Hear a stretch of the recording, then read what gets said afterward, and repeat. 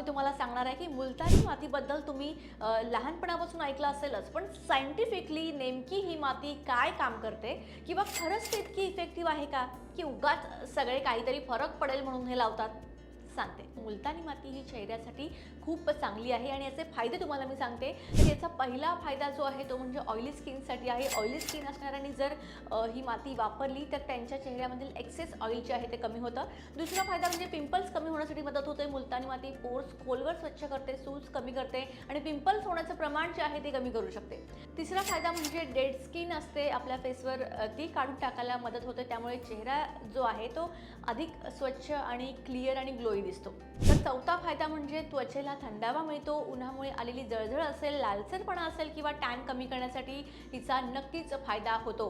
पाचवा फायदा म्हणजे पोर्स टाईट होतात, स्किन टेक्स्चर सुधारतं, ओपन पोर्स कमी दिसतात आणि त्वचा जी आहे ती स्मूथ वाटते. सहावा फायदा असा आहे की नैसर्गिक ग्लो मिळतो. कोणतंही तुम्हाला केमिकल वापरायची गरज नाही आहे. त्याचबरोबर ऑफकोर्स हा टेम्पररी असतं, पण पार्लरचा जो ग्लो असतो तो तरी कुठे परमनंट असतो. So it's better than that.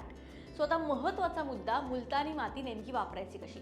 तर एक चमचा मुलतानी माती घ्यायची आहे. त्यामध्ये रोज वॉटर किंवा साधं पाणी, दही किंवा कोरफड जेल मिसळून एक जाडसर पेस्ट तयार करायची आहे.